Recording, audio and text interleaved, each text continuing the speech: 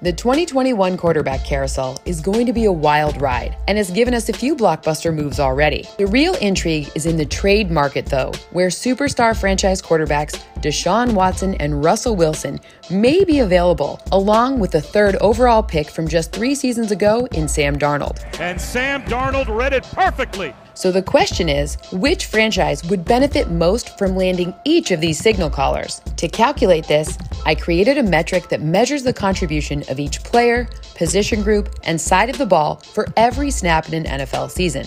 I call it win share to reflect the fact that 11 players are working together on the field for each team at any given time, meaning that the share part is a really big factor. The quarterback is far and away the most important position, meaning adding one of these quarterbacks has a large and immediate impact on any team's win projection for 2021. Got a man, touchdown, Houston!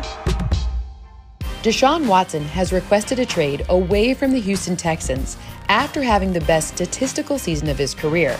Boom! Despite Houston's 4-12 record and dealing with the loss of DeAndre Hopkins and a midseason coaching change. Good job. Watson led the NFL in yards per attempt when not under pressure this season at 9.2. Watson finds Brandon again for 6. Good. I'll take one more. While finishing second in passer rating to the league's most valuable player, Aaron Rodgers, according to Next Gen Stats. This is a crucial metric in evaluating quarterbacks, as it shows their performance in an ideal scenario. Watson was pressured at the 13th highest rate last season, on 26.3% of dropbacks. That's up from 22.1% in 2019. The Texans' poor team around Watson made the offense more predictable, forcing Watson into obvious passing situations. Watson was blitzed at a career low rate of just 26% due to game script. Watson has all day, and it's juggled and picked off! Watson is undoubtedly one of the best quarterbacks in the league, and at just 25 years old, would undoubtedly fetch one of the biggest returns in NFL history in a trade. Watson's projected win share would be the largest for the Washington football team at 5.3, pairing the stud quarterback with Terry McLaurin and Antonio Gibson, along with their young defense, including Chase Young and Montez Sweat, would make Washington the favorites to repeat as NFC East champs. However, considering they select 19th in the draft, they likely don't have enough draft capital to make a deal work. Second on the board would bring Watson back to the Carolinas, where he attended college at Clemson. His projected win share on the Panthers would be 5.26 and would give second-year coach Matt Rule his franchise quarterback. The Panthers may have the assets to complete the deal, with the number 8 pick and Teddy Bridgewater, along with other assets.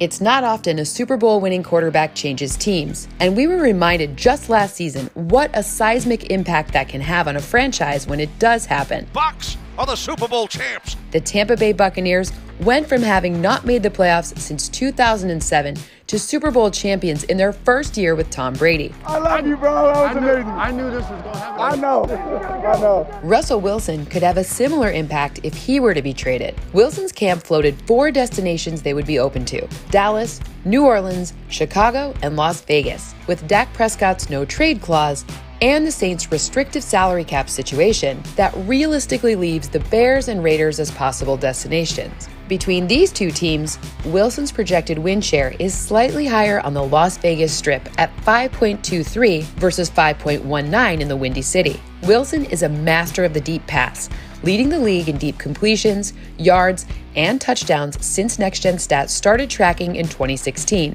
This would work well in Las Vegas with speedy second-year receiver Henry Ruggs III.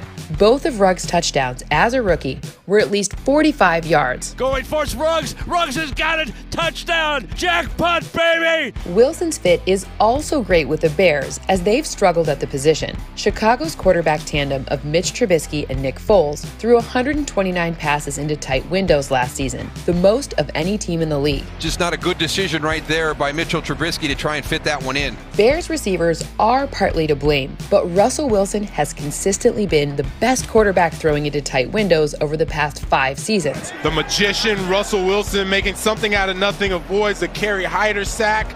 His 36 touchdowns lead the league, and his 82.7 passer rating is the highest among any passer with at least 10 starts during that span. For context, Mitch Trubisky's career passer rating is 87.2. Good job. That's way to work. All right, baby. Stay in it. Come on, baby.